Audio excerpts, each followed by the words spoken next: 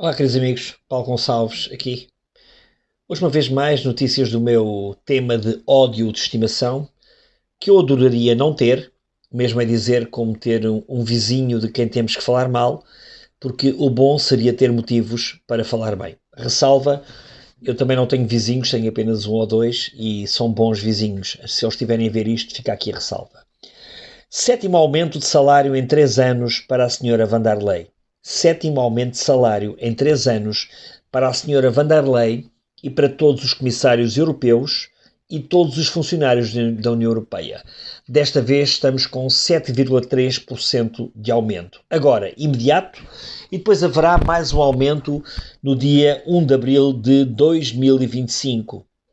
A senhora Van der Leyen vai ganhar mais 2.400 euros por mês, para chegar a um salário de 34.800 euros, e os comissários europeus vão chegar a um salário de 28.400 euros. Estes são os mesmos funcionários, líderes, que passam a vida a dar-nos aulas de moral e retórica, incentivando a moderação e a contenção salarial em todos os salários da União Europeia, desde privados a funcionários públicos, e são os mesmos que afirmam que alguns países da Europa estão com salários demasiado altos. São eles que derrubaram serviços públicos e hospitais, são eles que desfizeram a economia, como por exemplo da Grécia, ao ponto em que a mortalidade infantil explodiu ao nível de países de terceiro mundo, e são os mesmos que dilapidam dezenas e dezenas de bilhões de euros na Ucrânia, que agora querem sabotar a paz na Europa usando o dinheiro das nossas poupanças. Pior ainda, eles inventaram um programa que vale o seu peso em ouro. Este programa chama-se SERVE, se ainda não ouviram falar, é SERVE, que quer dizer, mais ou menos em tradução, cidadãos, igualdade, direito e valor, e é um programa de publicidade e doutrinação para a União Europeia de ingerência equivalente àquele que os americanos usavam na USAID, portanto, este que foi agora desmascarado e desmantelado por Trump. Sim, por Trump e Musk. Sim, porque a União Europeia também tinha um escondido, mas tinha um programa idêntico ou igual, que tinha um orçamento anual de 1,6 bilhões de euros. Eu gostaria de saber quais são os jornais, no caso portugueses, e TVs portuguesas, e rádios portuguesas, e quais são as ONGs portuguesas e as associações portuguesas que recebem dinheiro deste fundo da União Europeia para fazer o seu papel endoutrinador da esquerda e do lobby LGBT. Então, e diante disto, o que fazem os senhores da Europa? Aumentam de forma descarada os seus próprios salários, já de si milionários. Bom, os líderes europeus, que uma vez mais e sempre recordo, não foram nunca, em tempo algum, eleitos por nenhum dos europeus que lhes paga o salário e suporta o autoritarismo, continuam a semear a cada dia que passa e de forma mais intensa os alarmismos irresponsáveis de gente em quem e na qual prevalece a ideia de guerra em vez da noção de paz, a discórdia em vez da criação de acordos e, obviamente, que a criação de inimigos fora da Europa ao invés de pontes e negociações que possam beneficiar agora e no futuro os povos europeus. O mesmo povo que parece sofrer de um síndrome de Estocolmo e engole tudo o que lhe dizem, o que também não fica difícil para os indoutrinadores, considerando os milhões de euros dos nossos impostos que cada vez mais são canalizados para uma comunicação social cujas relações são completamente promíscuas com os governos e estão completamente também escandalizadas as suas direções e administrações de meios de comunicação reféns desses subsídios.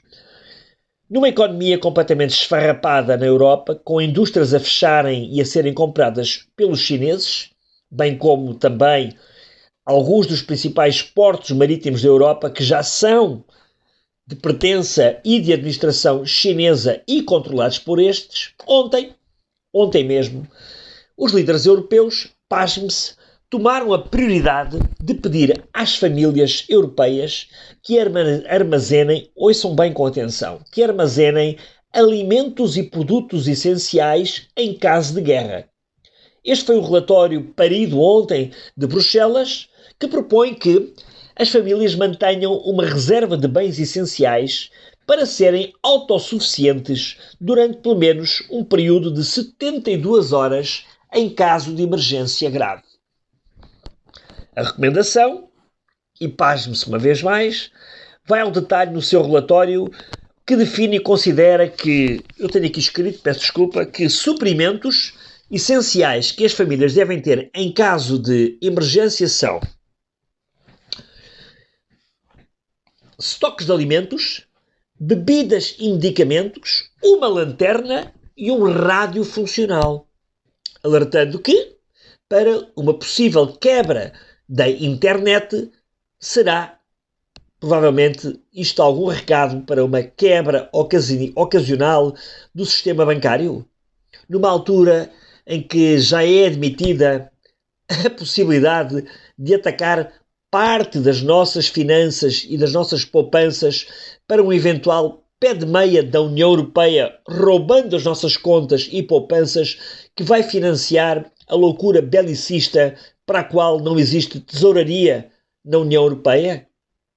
É que quando há um ataque cibernético, quando há um apagão, as contas desaparecem. É que quando todos andam distraídos, por exemplo, os impostos não bastam, cada vez mais, os burocratas preparam um assalto às contas do seu povo. E nada melhor que um apagão temporário da internet, como eu referi, para que isso possa acontecer. No meio disto tudo, mais uma vez, portugueses escolhidos para o efeito. E só mais tarde é que sabemos porquê. Maria Luísa Albuquerque, uma portuguesa, tinha que o ser, a dona da fraudemia e da pandemia em Portugal, uma lacaia serviçal e obediente, razão pela qual agora sabemos foi escolhida para a função. Agora percebemos o porquê. Quer tirar partido dos 10 bilhões de euros das poupanças dos europeus para investir em armamento. A Comissária Europeia para os Serviços Financeiros e a União da Poupança e Investimento, Maria Luísa Albuquerque, custa dizer aqui o nome dela, e já o disse 2 vezes, a seguir vou lavar os dentes, porque terá uma questão de higiene pessoal, quer explorar o potencial de 10 bilhões de euros atualmente acumulados em depósitos bancários de baixa rentabilidade para responder às necessidades maciças de capital para promover a competitividade da economia europeia através de, diz ela, da inovação e da dupla transição ecológica e ambiental, já faltava, para assegurar mais financiamento para a defesa e o clima. O lema, à prova de imbecis, para não se falar direta e irresponsavelmente do produto a vender, neste caso é guerra. E o lema deles é: nós, europeus, não estamos em guerra, mas também não estamos em paz. Bonito. Nem uma coisa, nem outra. Neste ambiente e com esta autista e medíocre justificação, a Comissão Europeia planeia aprovar hoje a sua estratégia de preparação do pacote trilionário de rearmamento da Europa. Pacote este que, obviamente, nada, mas em nada, vai resolver, o que quer que seja, como se alguma coisa houvesse a resolver, para além de nos mantermos de bem e em sintonia com a NATO e as outras potências mundiais, negociando a parte económica e esquecendo a guerra, porque ninguém está em guerra. Mas as muitas corporações e interesses privados de armamento que tudo isto vai servir, lá saberão os senhores da Europa, para o qual estão a ser pagos não só pelo orçamento dos contribuintes, mas também por essas corporações. Basta seguir as ligações dos grandes grupos e famílias ligados a essa indústria na Europa e facilmente lá chegaremos.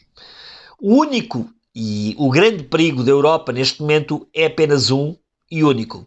E está bem identificado por todas as pessoas que sabem e percebem efetivamente o que de facto se está a passar.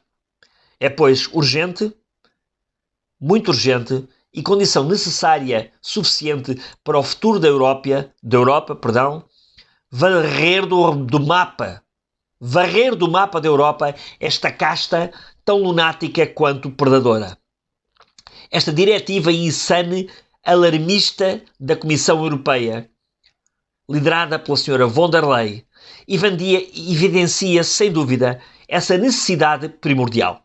Acresce ainda que, se porventura, esta iniciativa irracional da Comissão Europeia tiver o apoio da opinião pública, e esta é facilmente manipulável por anos e anos de propaganda e desinformação, poderá conduzir a uma corrida aos supermercados e a outros retalhistas de bem de consumo, lembram-se do papel higiênico da fraudemia, e fazer disparar os preços dos produtos, nomeadamente de bens essenciais, prejudicando claramente e, obviamente, os setores mais credenciados da população.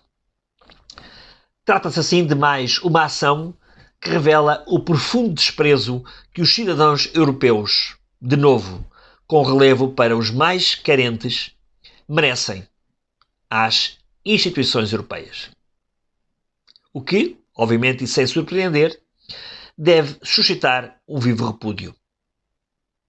Note-se por último, mas não por fim, que este alarmismo deliberado da Comissão Europeia está a acentuar-se à medida que as negociações russo-americanas parecem avançar em bom termo e bom terreno e levar a bom porto o fim da guerra, revelando a clara intenção de a União Europeia fazer tudo, mas tudo, para as abortar e que isso não aconteça.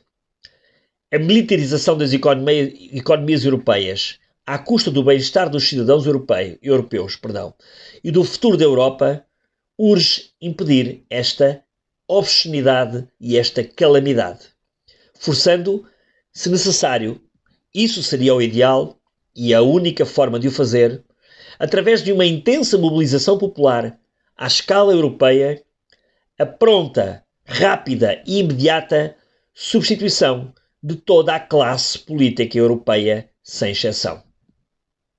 Fica para a vossa reflexão. Bem-aja a todos.